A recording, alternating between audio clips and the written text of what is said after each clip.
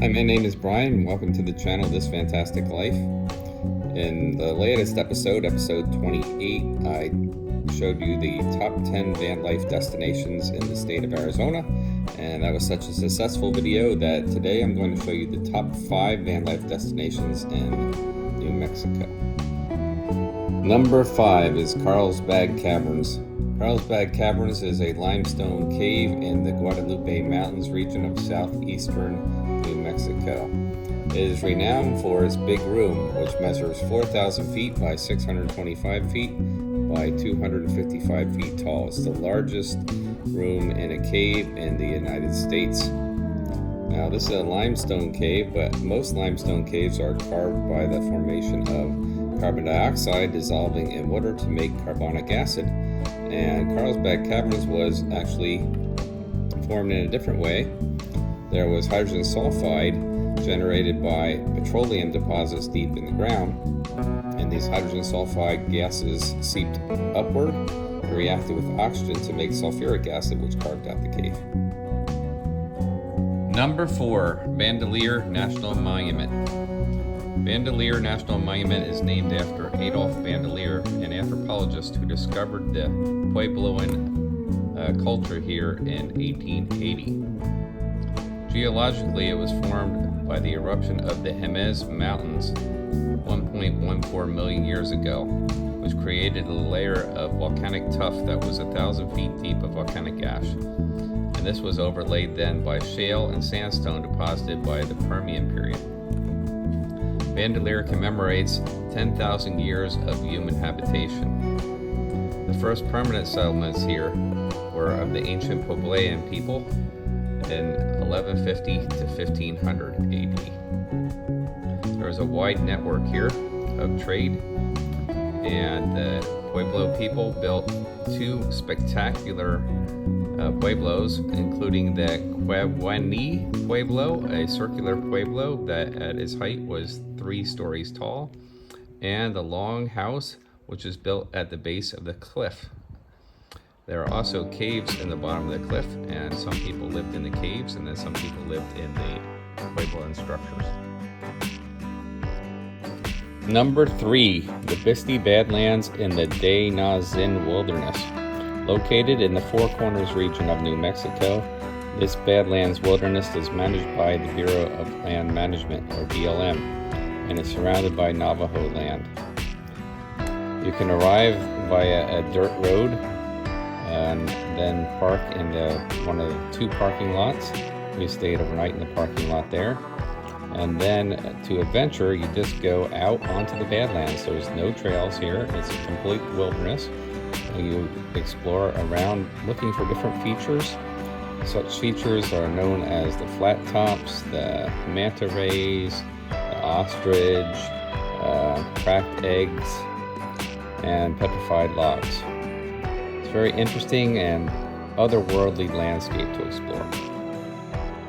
We explored it for 7.6 miles and it took us most of the morning.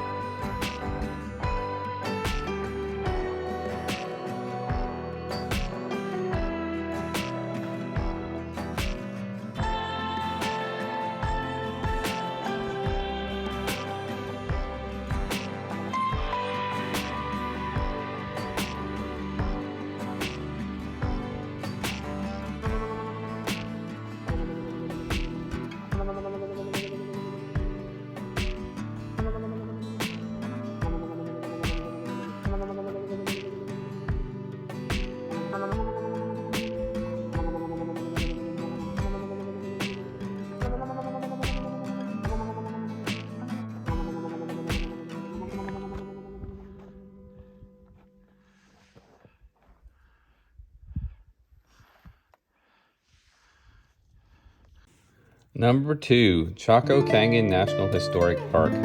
Located just south of the Bisti Badlands, off of Route 550, you have to travel in via 13 miles of a very bumpy and washboard dirt road with sand at various places.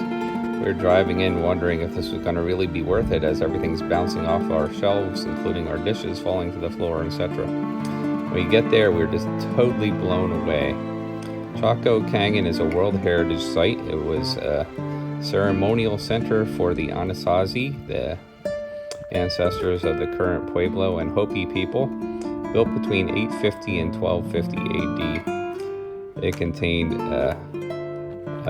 multi-story pueblos and using sophisticated masonry, including Chetro Kettle and Pueblo Bonita, whole populations, whole cities of room after room after room. You can even walk into some of the rooms. At its height, Choco Canyon had a population of 4,000 inhabitants, and it was, despite being in the middle of nowhere, it was a large trading network that went all the way down into Mexico and as far west as Alaska.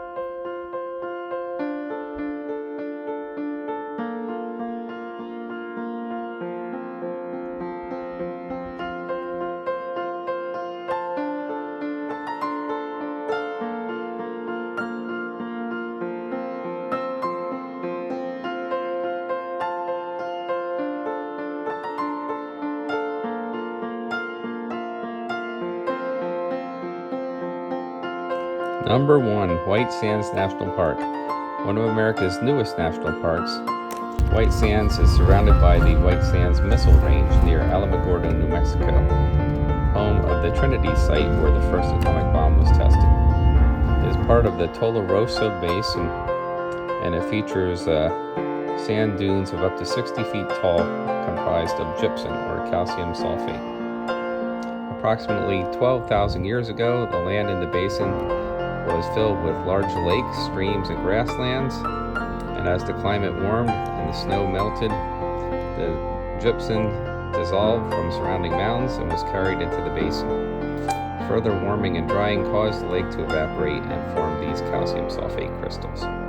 Then the winds broke them up and made them into fine sand. It's absolutely stunning, just completely white, bright sand. You can climb on the dunes and take various hikes and see how the wind changes the shapes. It's very, very interesting national park.